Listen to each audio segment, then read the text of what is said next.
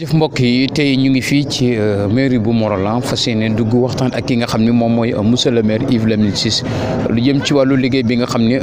tàmbali na ko ci commune bu Morolan ak yi nga xam ne moom mi ngi ci jëm ci kanam dinañ waxtaan itam lu jëm ci wàllu élection yi di ñëw incha allahu bu ñu duggee ci biir waxtaan ak monsieur le maire bu nga xam ne moom mooy maire bu Morolan gis ngeen ne ñu ngi nii ci buntu mairie bu Morolan. merci ñu ngi fii ci maire bu Morolan tey fas yéene waxtaan ak monsieur le maire Yves Lamine Ciss maire commune bu Morolan tey mu dalal ñu fii ci kër gi ñu gis ni liggéey yi mu fi def am na solo lool waaye nag ñu bëggoon waxtaan ak moom ci lu jëm ci itam mooy doxalinu dëkk bi ak li dem ci kanam parce que gis nañu ni la mu jot a def ci ginnaaw am na solo lool mais nag gi des ci kanam nga xam ni peut-être dina xaw a metti lool ñu waxtaan ak moom ci yooyu monsieur le maire ñu ngi lay nuyu. waaw maa ngi leen di fay maa ngi leen nuyu yéen ñëpp ñi xam ni yéen a ngi déglu Morolan TV di ko seetaan mais aussi maa ngi di nuyu Asmalik ak ki nekk ci caméra bi ak ñëpp ñi xam ni ñu ngi liggéey Morolan TV maa ngi leen di gërëm ci initiative bi ngeen jël aussi pour mën a tas xibaar yi ci Morolan en tout cas vraiment kontaan naa ci trop maa ngi leen di féliciter di leen encourager. monsieur le maire yàlla dogal nga nekk maire bu commune bu Morolan tey ñu gis ni Morolan tey lépp ci sa loxo la nekk ñu fas yéene waxtaan lu jëm ci wàllu développement bi Morolan. waaw maa ngi lay gërëm di la sant di wax nii rek Morolan dafa nekkoon communauté rurale. voilà donc 1972 ba 2014 donc loolu dañuy dal di gërëm di xalaat aussi ñi fi nekkoon yor communauté rurale boobu en tête Déthié Ciss ak ñëpp ñu mu àndoon ñu bare defe naa kenn ñi bu desee nit tamit benn lay doon ñu bare dem nañu di ci boo ci teg tamit muy Pierre Diène bi ci tegaat muy Pascal Diène voilà Birane Ciss aussi nekkoon fii président communauté rurale yooyu yëpp jaar fii man tamit ma ñëw aw leen nekk aussi 5e président ou premier maire de Morolan donc ci loolu 6e président et 6e président et premier maire de Morolan loolu tamit bu ñu loolu dafa tekki ni rek Morolan booba léegi mu ngi dox maanaam communauté rurale bu njëkk bi vraiment amuloon moyens yu bëri voilà donc commune nekk boo ko sumbee moyens yi ci lay ëpp voilà parce que commune moo ëpp donc lu mu mënul yëngu ci wàllu développement que communauté rurale moo tax vraiment ñu gis ni liggéey bi mu ngi dem bu baax a baax ci kanam ci wàllu ci fànn boobu vraiment maa ngi leen di gërëm ci loolu di ngeen ñëw wax ci parce que fu mu nekk nii maanaam soo gisee dañoo bëgg vraiment Morolan nekk commune voilà mu jógee communauté rurale mu nekk commune bu nekk commune nag il faut que aussi yenn infrastructure nga am ko su ñu nee commune il faut que éclairage public maanaam ci wàllu lampe yi courant bi dëkk yëpp dañoo war a tàkk boo waxee tamit maanaam ville commune il faut aussi ñu góorgóorlu ba ku bëgg a dem maanaam ci wàllu tali vraiment war ñu am jafe-jafe ci wàllu tali bi ci des aussi suñu waxee commune tamit ci wàllu école voilà dañoo war a am non seulement ay école primaire mais dañoo war a am ay lycée ay CM vraiment jàng bi war a dem yàlla def na aussi yàlla may nañu ba ñu am centre de formation professionnelle technique je pense que loolu lu baax la commune yu bëri amuñu ko mais ñun fii am nañ ko Morolan maanaam bi teg ci aussi sœurs yi am nañu benn centre de formation maanaam ci wàllu jàng xale yi loolu tamit point bu mag la mais terewul c'est bien vrai que ñun ay commune lañu terewul quand même ci wàllu sàmm bi ak wàllu bay bi ak wàllu bay bi tamit ñu fexe ba loolu tamit jëm kanam donc bay bi nag voilà mënutul nekk bay boobu ñu def mënutul nekk donc il faut que ñu soppi bay bi mu nekk bay bu xam ni da ngay bay di am maanaam nekkugul bay bu xam ni dañ lay laaj loo doon nga ne xaw ma lu ma doon wala aw ma métier mais dafa doon bay bu xam ni suñu la laajee booy wax baykat daal da nga ciy ndamoo wala mën a sàmmkat la da nga ciy kontaan mais bu dee yow da nga koy wax maanaam yaa ngi koy def mais su leen laajee dal muy sa métier nga ne awma métier loolu moom dafa war a dañ fii loolu moo tax je pense même centre de formation bi ñu fexee ba ñi fa nekk xale yi di fa jàng bay di fa jàng sàmm ñu jàpp ne rek fii ak fanweer at ci kanam ku ñu laaj Morolan ndax baykat nga day fekk nga jàng ko ndax sàmmkat nga day fekk aussi nga jàng ko vraiment liggéey moom sumb nañu liggéey yu bari comme ni nga waxee sànq parce que dañu jàpp ni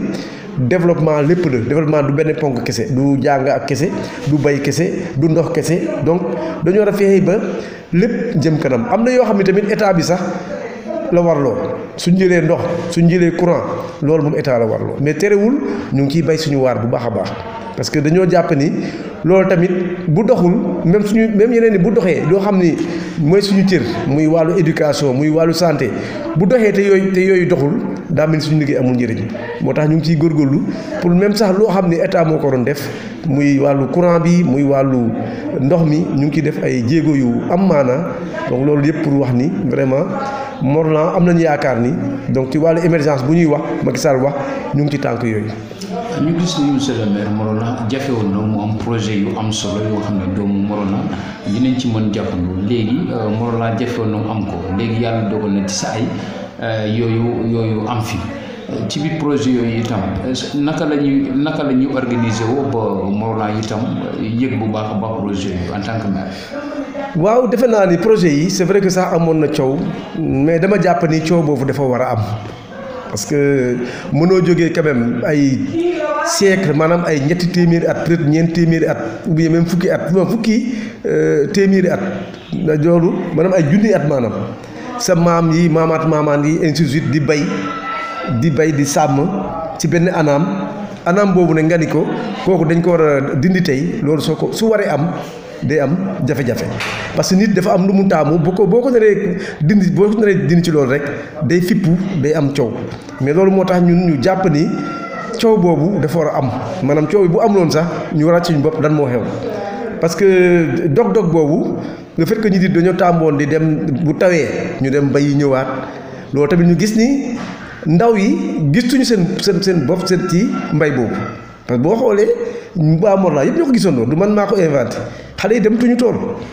ku ne laaj boppam nekk lu tax xale yi dematuñu tool parce que dafa dem ba boo bayee doo am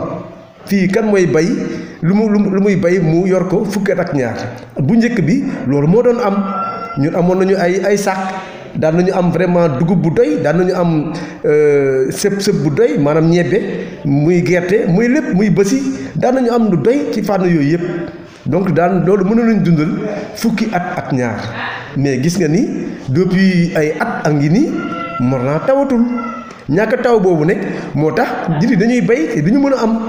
loolu aussi moo tax xale yu bari jigéen yu bari ñu bari gàddaay dem Dakar dem feneen parce que bu dee yow yaa ngi Morolan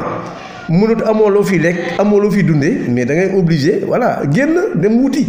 wala loolu moo tax tool yi surtout fii projet bi nekk nii fii projet yi nekk boo demee ci tool ci foofu lu mu néew tool yooyu gëj nga bay depuis ñaari fukki at am na kenn ay benn tool yu doon bay mais boo xoolee bu dee téeméer la presque juróom-ñeent fukki ak juróom yi yëpp kenn daaw koon bay loolu nag bu amee ci dëkk mu nekk tool dëgg la maam moo ko goroon ñu bàyyi ko foofu ci mbooy mi depuis ñaar fukki at ban njëriñ nga am voilà loolu laaj boobu la ku nekk war a laaj boppam bi ci des wax naa sànq ni bay boobu bu ñuy bay fii Morolan maanaam jël ileer dem bay ñëwaat ainsi de suite loolu dafa jeex Morolan parce que xale yi bëggatuñu bay boobu mais vraiment projet yooyu bu ñu ñëwee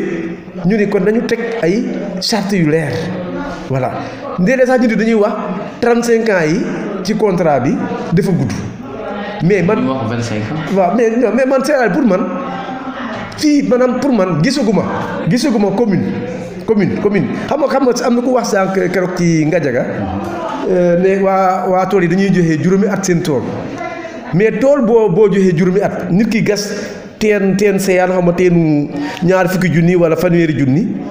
loolu bokkul ak koo xam ni dafa ñëw investir 10 milliards 20 milliards loolu mën ko tekkale bu dee nit ki dafa loué sa tool mu investir ba 500 000 1 million juróomi at mais koo xam ne dafa investir ay 10 milliards boo ko multiplier maanaam 1 million fa milliard ñaata at la maanaam nit ki dafa investir 1 million ci tool nga loué ko sa tool juróomi at mais bokkul ak koo xam ne dafa investir ay milliards parce que milliards yooyu balaa muy génn dina fekk juróomi at yi jeex na tool yi joxe nañ ko depuis 2016 ñu ngi ci ban année 2019 du ñetti at est-ce que am na lu génn fi dara génnagul ba léegi gars yi ñu ngi ci installation ci préparation ak yooyu donc moo tax je pense il faut que nit ñi aussi vraiment suñuy wax nañu xalaat loolu aussi maanaam investissement bi dafa diis investissement de 10 milliards du dërëm benn dërëm du ay téeméer du ay millions ay milliards la donc pour man il faut que aussi ñu xool loolu mais ñu xool aussi ni man Yves Lamine Ciss maire de Morlan li ma yéenee Morlan maanaam mooy projet yooyu dem ba abada damay ñaan doomu Morlan suba mu nekk directeur ba kii nekk ci ñii nekk ci bopp bi yépp mu nekk waa Morlan day fekk waa Morlan jàng métier yooyu mën ko dem parce que dama xam ni façon bay bii nit ñi di wax ñiy wax ni suuf façon bay boobu jeex na te nit ñi tamit boo kaasee nii dama war a jàppale askan bi mais indi leneen mais indiwoo dara boobu ba léegi nit ñi nekk ci ay coono boobu ba léegi waa Morlan nekk ci ndóol boobu ba léegi defoo dara léegi nit ñi xëy di initier ay activités yu xam na leer nañ parce que ay contrat yu leer nañ lañ signé jaayuñu tool te duñu ko mës a jaay dañoo joxe tool yi et au contraire sax baykat yi seen bopp ñoo doon jaay seen tool yéen xam ngeen lépp li xew fii ñoo doon jaay seen tool maintenant ñun suñu indee projet yooyu au contraire dañuy aar tool yi parce que bu dee yow nit ki maanaam am na plan tool bi xam nga plan tool mooy lan fii ak 100 ans 200 ans nit ki bu génnee ay machines yi maanaam ay GPS mën na delluwaat ci toolam amul benn problème nit ki mais ku jaay toolam pare nga ci bokkul donc pour man ñoo seulement ñu ngi aar tool yi pour génération yi di ñëw mais aussi dañuy créer emploi pour maanaam ñi fi nekk actuellement donc joxuñu tool yi parce que léeg-léeg nit day wax téeméeri junni fanweeri at ak juróom non man téeméeri junni boobu suñ koy wax man joxewuma tool pour téeméeri junni sax man sama xooluma ko xam nga lan laa xool dama xool ni nit ki nekk toog na ci fanweeri at ak juróom wala ñeent fukki at bayul toolam mosu fa am dërëm ma ñëw fexe ba nga am emploi foofu nga liggéey chaque weer lu mu néew nga am 100 000 francs 100 000 francs ça fait au moins 1 200 000 francs par an loolu bu amee ñaar ñetti nit di liggéey ci kër googu neexul moi je pense que il faut que nit ñi voilà ñu xoolaat seen position maanaam ñi fi nekk ci commune bi actuellement mu nekk conseiller mu nekk personnel bi fi nekk du ñu ay dof dañoo muus comme yéen wala mu ëpp muus sax ñii di kaas parce que ñi fi nekk conseil bi moo voté pour conseil balaa moo voté dañoo dem tourner ci village yi waxtaan ak dëkk yi yëpp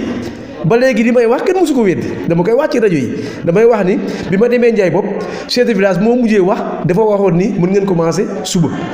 bu ñu ma demee Fulum kenn nit moo nangu chef de village mu ne mu ngeen commencer suba bi ma demee Luus noonu waa dëkk yi ñoo non Luus amoon na jafe-jafe bi ba réyool noonu fukki nit ak juróom-ñett ñoo waxoon fukk ak ñeent yëpp nee nañu waaw ñeent nit ñoo wax d'accord nañu waay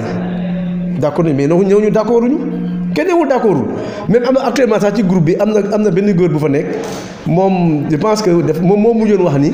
man maa doon bañ projet yi fii Luxus waaye seen bos bii d'accord naa ci mën ngeen commencer suba mais kooku moo mujjee encore mu ni d'accordul ci projet bi mais yow boo xasee joxe sa baat dafa am maana baat nit ñi buñ nañu fonk seen baat maanaam boo xasee joxe sa baat loolu ci baat boobu la ñuy sukkandiku pour def délibération nga ñëwaat nga ni d'accordatoo loolu tardé na parce que maanaam bal bi bu demee rek dootul ñëwaat je pense loolu moo tax je pense que il faut que aussi nit ñi ñu xool ak ñu dama leen di ñaan nañu raxas xol yi ñu liggéey Morlan jëm kanam. mais ci biir loolu fan yi weesu am na benn mouvement bu ñu wax Morlan Menteur donc yëngu ci wàllu saytu suuf Morlan je pense bien que ñoom jot nga sax toog ak ñoom plateau ci point yu mel nii ñooñu par rapport ak seen position. waaw ñooñu bon man vraiment awma sax envie wax ci parce que pour man ñooñu dañu doon wër ci presse bi wala partout di wax bon xam nga sooy waxee Yves nekk fii lu la nee nga wax du noonu keroog toog nañu plateau ñu laaj ko li nga doon wax indil preuve yi amul benn preuve moom au contraire daf ma doon laaj ay question moom mu ni projet bi baaxul moom mu ni encore contrat bi xamul lan moo ci nekk projet xam nga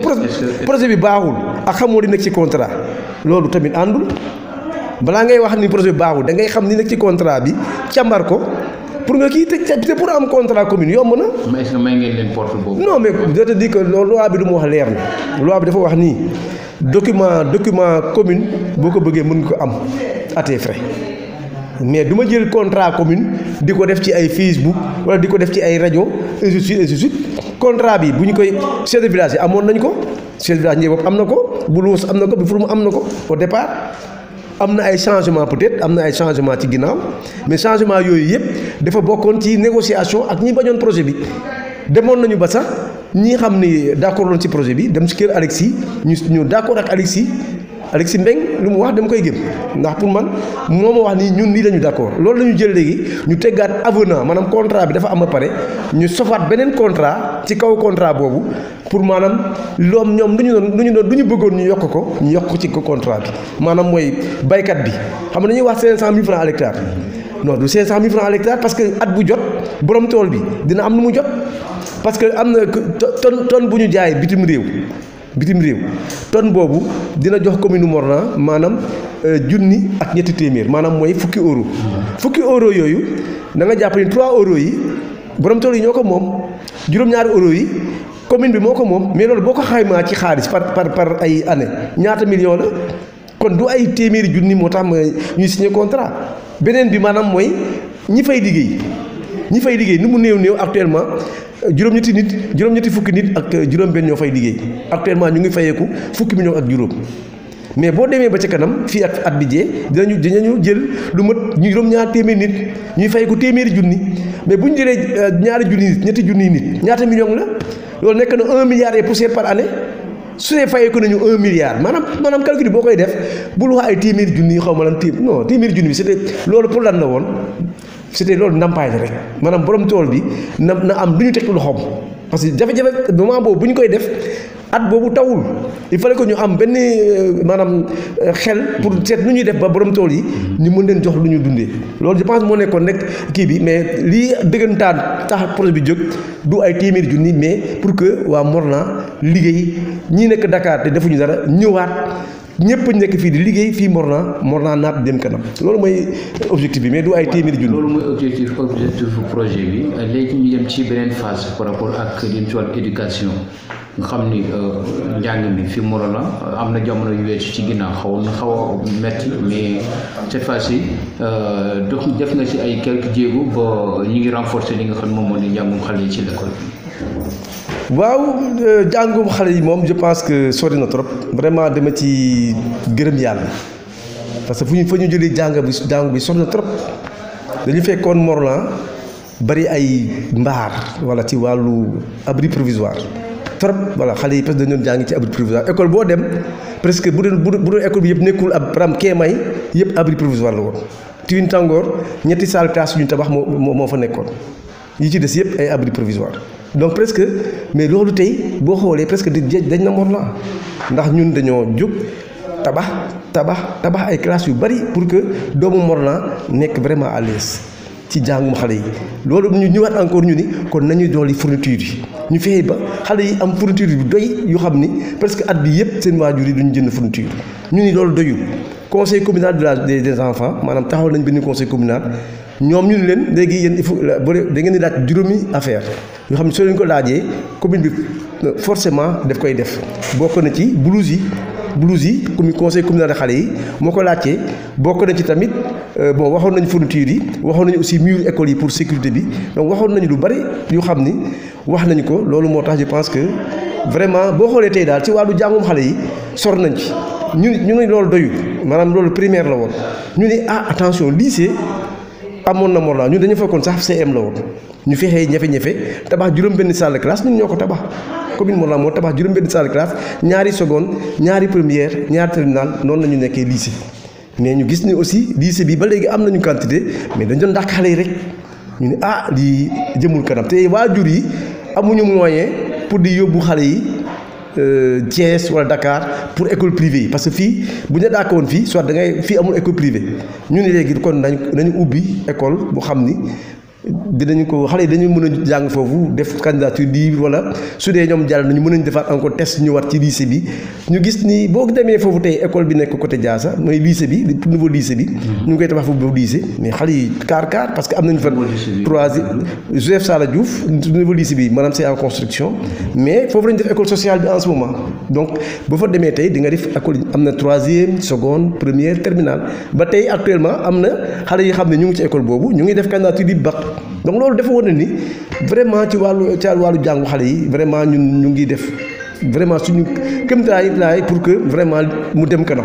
bi ci des sœurs yi am nañu école centre de formation ñu ni kon lu ñuy def ba sœurs yi seen centre boobu tamit mën a jël ay xale parce que pour man waajur yi dafa war a tànn sama doom dama bëgg mu jàng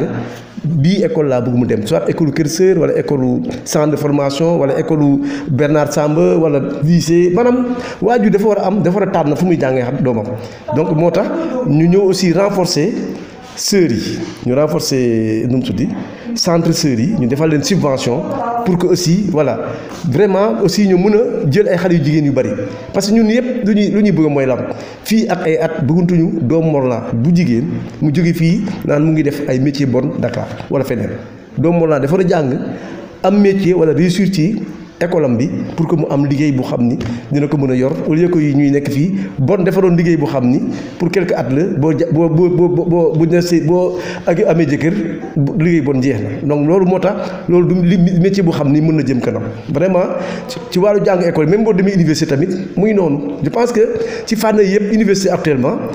boo demee Ndiaye bopp di nga fa fekk ay boo leen ko mënee mën nga fi filmer mu ngi foofu ci digg Ndiaye bopp ñu ngi defar ay lal pour fanweeri lal lii ay étage pour étudiants yi donc dañoo louer pour dañoo louer ay appartement maanaam ñeenti appartement Dakar pour xale yi pour fukki millions Dakar déjà ñu ngi presque fay fukki millions ñu ngi fay Saint-Louis presque téeméeri junni presque 700 000 téeméeri junni ak ñeenti fukki junni ñu def noonu Bambey ñu def noonu aussi Ziguinchor maanaam Casamance donc université yooyu yëpp doomu Morolan yi dañ leen loué ay appartement ñu ngi foofu te am naa yaakaar ni jotoon nañu équipé maanaam fii xale jigéen yi nekk Dakar di loger mais 20 lal yi maanaam fanweeri lal yi ñaar fukk yi day dem Dakar fukk yi day dem Bambey déwén bu ci yàlla àndee ñu équipé aussi maanaam Saint-Louis ak Ziguinchor soobu yàlla.